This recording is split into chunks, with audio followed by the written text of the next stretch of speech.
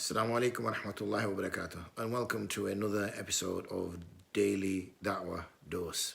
Trying to get my D's and my Dals in the right order. There's a lot of D sound coming from the Daily Daʿwa Dose. Anyway, sidetrack there for a second.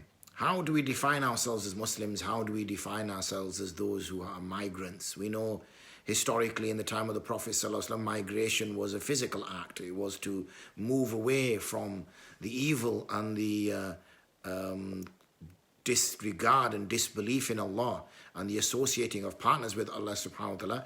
And it was a move towards a place where Allah subhanahu wa ta'ala could be worshipped freely. So the hijrah was a physical act. Can we make physical migrations now in the 21st century here? Or is it a case now that hijrah means something else there? We find in the hadith of the Prophet ﷺ, he defines a Muslim and he defines a muhajir.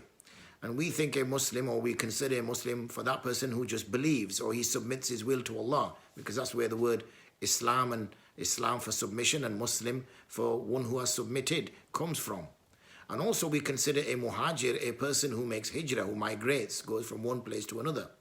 The Prophet ﷺ mentions in the hadith, Al-Muslimu man saliman muslimuna min lisani wa yadihi wal-muhajir man hajara ma nahallahu anhu.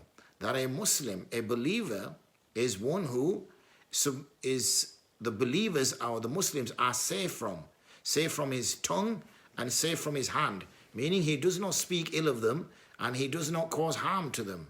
So that's the definition of a Muslim. So if a person causes harm to other believers, if a person either by his words or by his hand, then he does not come under this category of a Muslim as the Prophet ﷺ has described. And a muhajir is not one who just physically moves from one place to another, but is man hajara ma nahallahu anhu, is one who migrates from that which Allah subhanahu wa ta'ala has prohibited.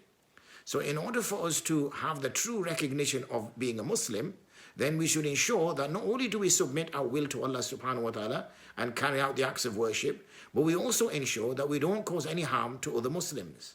And similarly, if we want to be considered as a muhajir, as one who has migrated, then we need to migrate away from those things which Allah subhanahu wa ta'ala has forbidden and migrate our way to those things which He has made permissible.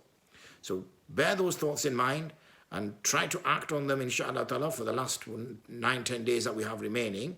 And also, it's not just about Ramadan. Put it in place, inshaAllah ta'ala, so once Ramadan is over, then even more so we can act upon this, inshaAllah ta'ala, in Shawwal and beyond. Jazakum Allah khairan ahsan al-jaza. Assalamu alaikum wa rahmatullahi wa barakatuh.